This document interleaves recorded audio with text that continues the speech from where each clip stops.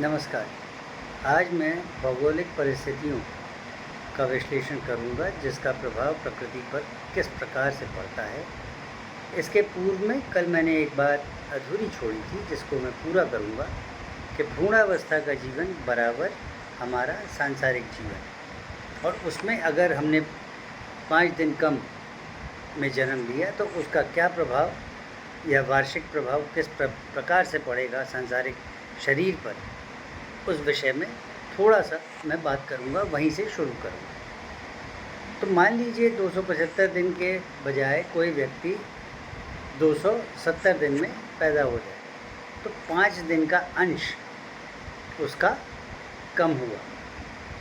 एक भ्रूणावस्था का दिन बराबर लगभग 160 दिन के होता है सांसारिक शरीर का।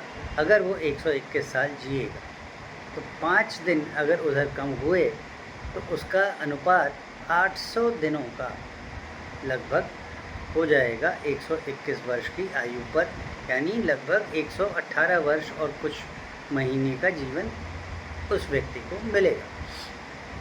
इस आधार पर देखा जाए तो जो 24 महीने और 24.2 वर्ष का अनुपात पांचों प्रकृति की अवस्थाओं के बीच में था मापक के स्वरूप में, वो भी बदल जाएगा, वो भी शिफ्ट हो जाएगा और वो 24 वर्ष से कम हो जाएगा। मान लीजिए किसी की भ्रूणावस्था का जीवन 280-290 दिन चला गया तो उसी अनुपात में ये स्केल मापक का आगे भी बढ़ जाएगा। तो हमारा स्केल उस नज़र से देखा जाए तो प्रकृति की नज़र से, प्रति व्यक्ति की नज़र से डायनामिक हो जाएगा। उस व्यक्ति के लिए वो स्केल सामान्य रहेगा, लेकिन किसी अन्य व्यक्ति के लिए ज़रूरी नहीं है कि वही मापक बनेगा। इस चीज़ को ध्यान में रखते हुए और इस बात को ना भूलते हुए अब हम बात करते हैं भौगोलिक परिस्थितियों की। अगर हम भौगोलिक परिस्थितियों की बात करें तो पृथ्वी को 8 अलग अलग जियोग्राफिकल यूनिट्स में बांटा गया है। वो 8 जियोग्राफिकल यूनिट्स कुछ इस तरह से हैं कि ट्रॉपिकल है, मेडिटरेनियन है, आर्कटिक है, एंटार्क्टिक है, टेम्परेट है और डेजर्ट है। तो ये मैंने 6 ही गिनाए हैं, और भी हैं। इन सब को देखेंगे तो ये अपने में 3 विशेषताएं लेके चलती हैं। इनकी भौगोलिक विशेषता क्या है, मतलब कि वहाँ पे पानी, वहाँ पे जो ज़मीन है वो कैसी है। दूसरी, वहाँ पर पेड़ पौधे और फसल किस तरह की होती है। और तीसरा, वहाँ का टेम्परेचर का अनुमान किस तरह से रहता है। इसमें तापमान एक ऐसा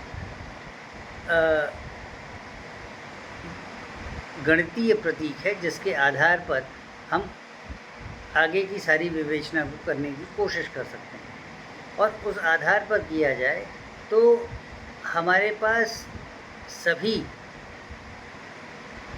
जियोग्राफिकल यूनिट्स के अपने अपने टेम्परेचर जोन बनते हैं। उन टेम्परेचर जोन्स में फिर हम वापस ये 5-6 परिस्थितियाँ डाल देते हैं, क्योंकि अब ये टेम्परेचर जोन जो है वो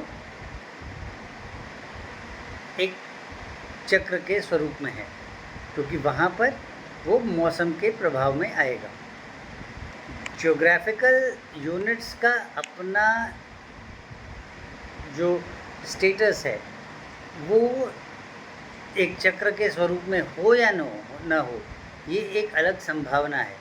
लेकिन हर जियोग्राफिकल यूनिट का डिस्क्रिप्शन एक चक्र के स्वरूप में होगा, एक साइकिल के फॉर्म में होगा, ये निश्चित है। अगर हम तापमान को एक मापक या यूनिट के फॉर्म में देखते हैं जिसके आधार पर हम 2 जियोग्राफिकल यूनिट्स को कंपेयर करना चाहें या जिनकी विवेचना करना चाहें, क्योंकि भूमि के प्रकार बदल जाएंगे, समानता और असमानता बहुत बृहद होगी, पेड़ पौधों का भी वैसे ही होगा। तापमान एक गणितीय क्रम है जिसको कि कंपेयर किया जा सकता है। अब इस आधार पर चलें तो एक व्यक्ति मान लीजिए एक ज्योग्राफिकल जोन में पैदा हुआ। अब 121 साल या 118 साल या 130 साल जो भी उसकी आयु का अनुमान लगाया जा सकता है उसकी भ्रूणावस्था के आधार पे, तो वो व्यक्ति उस कालखंड में ये भी संभावना है कि ज्योग्राफिकल यूनिट ना बदले, और ये भी संभावना है कि वो 8वां ज्योग्राफिकल यूनिट से होके और वापस पहली में चला आए, और ये भी है कि ना आए। इन सभी प्रकार ये भी संभव है, इसका मतलब कि वो एक से अधिक ज्योग्राफिकल यूनिट्स में तो जाए, हो सकता है 2 और 3 या 2 और 5 में जाए, लेकिन उनके बीच में आता जाता रहे और आखिर में किसी एक ज्योग्राफिकल यूनिट में जाके सेटल हो। ये रैंडम स्टेटस है, और इसका अगर रिकॉर्ड कहीं मिलता है तो उस रिकॉर्ड के आधार पे हम कुछ उसके शारीरिक कैलकुलेशंस को प्रकृति के संदर्भ में देख सकते हैं।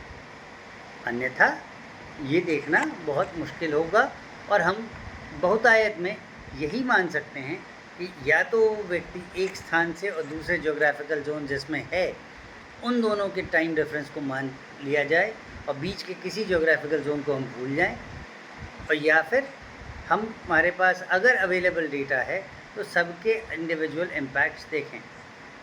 हम सबके इंडिविजुअल इम्पैक्ट्स देखने की बात इसलिए करते हैं क्योंकि मान लीजिए एक ज्योग्राफिकल जोन में उसकी पैदाइश सर्दी के मौसम में हुई, उस ज्योग्राफिकल जोन में उसने कुछ साल बिताए और फिर कुछ महीने बिताए और सेकेंड ज्योग्राफिकल जोन में चला गया। जितने साल बिताए उतने साल तो उसने वो चारों मौसम जिए, प्लस जो कुछ महीने का अरसा बीता उसमें उसने कुछ ही 1 या 2 या 3 ही मौसम जिए, चौथा नहीं जिया या चौथा अधूरा जिए। जिसका मतलब है कि उस ज्योग्राफिकल जोन के नज़र से वात पित्त कफ और सत्व रज तम के जो प्रभाव थे वो एक पूरी साइकिल पूरी नहीं किए। जितने वर्ष थे, मान लीजिए 10 वर्ष थे, तो 10 वर्ष की साइकिल और 11वें साल की अधूरी साइकिल का परिमाण देखा जाएगा। उसके आगे की आयु एक दूसरे ज्योग्राफिकल जोन में है और उसका भी इसी तरह से परिमाण देखा जाएगा। और मान लीजिए वो एक 5वें जोन में है, यानी 1, 2, 3, 4 बिताने के बाद 5वें जोन में जीवन व्यतीत कर रहा है, तो चारों के प्रकृति संबंधित जो उसकी एवरेजेस हैं वो निकाली जाएंगी और चारों को अलग अलग स्थान पे जोड़ा जाएगा और फिर 5वें की आज की आयु में जोड़ा जाएगा। तो आज के कालखंड में ये पांचों अवस्थाओं को जोड़ते हुए ये पूरी संभावना है कि उसने वात पित्त कफ के कुछ तो साइकिल्स पूरी जी हैं और कुछ अधूरी जी हैं। जो अधूरी जी हुई हैं उनको जब जोड़ा जाएगा तो वात पित्त कफ की जो संख्या है उसमें फ़र्क आ जाएगा। जितनी साइकिल्स पूरी हैं उनमें तो एक यदि अगर 40 साइकिल्स हो गई हैं तो 40 बार वात, 40 बार पित्त, 40 बार कफ, ये उसने जिया है, और 40 बार इनके बीच के जो ट्रांजिशन साइकिल्स हैं उनको जिया है।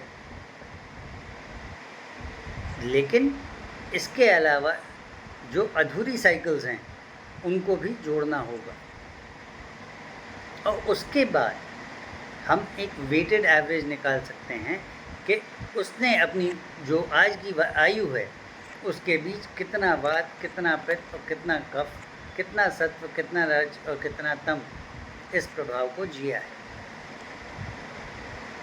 ये माना जाता है कि ये प्रभाव जो उसने जिया है